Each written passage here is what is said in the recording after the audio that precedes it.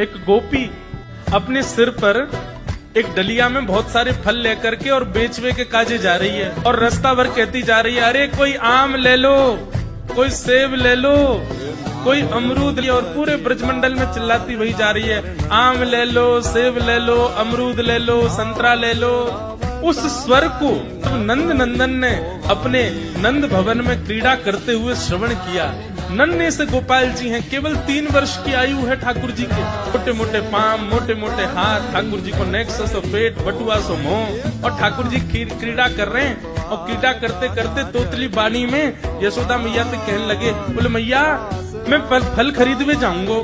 मैया बोली, लाला ऐसे नायो मिलो करें, फल बेचवे वाले को कछु देनो पड़े, तेरे पास तो कछु है ना है, तू कमावे धमावे तो है ना है, इतना बड़ा है वो, अब वो घर में बैठो रे। 3 वर्ष के ठाकुर जी बस। ठाकुर जी बोले, मैया जे नंद भवन कौन को है?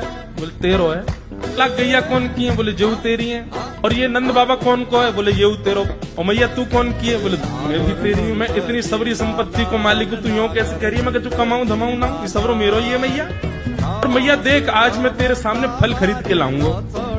जा मैं भी तो देखूं कैसे जाएगा।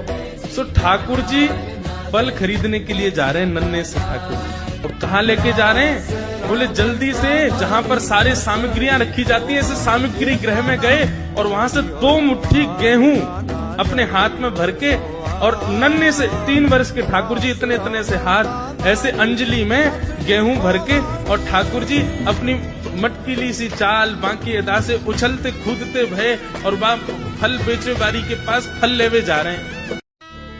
यशोदा मैया एक झांक करके एक तरफ से ठाकुर जी की इस लीला को देख रही है। अब कूदते भय ठाकुर जी जा रहे हैं। जितने गेहूं लिए, कितने गेहूं आए होंगे ठाकुर जी के हाथ में? ज्यादा से ज्यादा आए होंगे 25-30।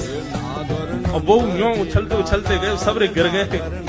अरे कोई आम ले लो, सेब ले लो, अमरूद ले लो कहती हुई जैसे ही जा रही थी, तभी उसकी दृष्टि पड़ी एक गली में, और वो गली जा रही थी नंद भवन की ओर। नंद भवन से नन्हे से बालक, नन्हे से सांवरे सलोने ठाकुर जी, छोटी सी धोती पहनी है, हाथन में पद्म राग के कड़ूला पहने, गले में कौस्तुभ मणि पहनी है, सुंदर घुंघराले केशन को गूंथ करके यशोदा मैया ने ऊपर सुंदर मोतीन से लड़ बांध करके वहां में एक मोर पीछ लगायो भयो है।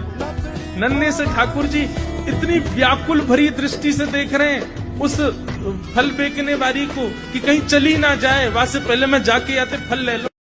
ठाकुर जी के उस रूप को देखते ही वो फल बेचने वाली वहीं रुक गई।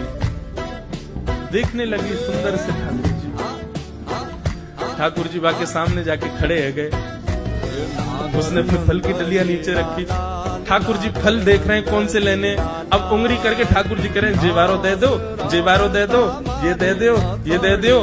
करते करते करते पूरी डलिया ही कह दी। बोले सबरी दे दो।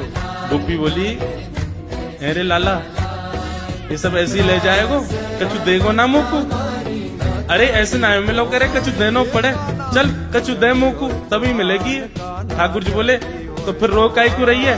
मैं ऐसे थोड़ी लेके जाऊंगा, नंद बाबा को ला लाऊं, मेरी सभी संपत्ति है, मैं अपनी संपत्ति में से कछु हिस्सा तुमको दूंगा तब फल लेके जाऊंगा। अच्छा दियो, कहा देगो संपत्ति में?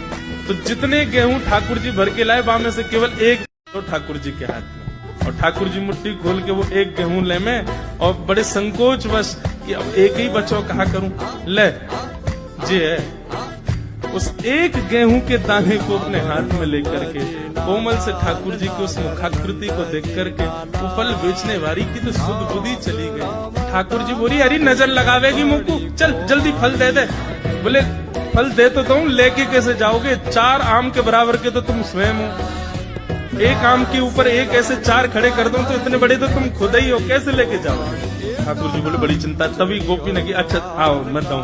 ठाकुर जी को हाथ पकड़ करके उनकी कारी कमरी खोली, उनकी पीताम्बरी ने ढीली करी, और ठाकुर जी के कछु फल तो कमरिया में बांध दिए, कछु पामन में बांध दिए, कछु हाथन में बाजू बंद बना के बांध दिए, कछु गले में लटकाई दिए। ऐसे कपड़ान में फल भर भर के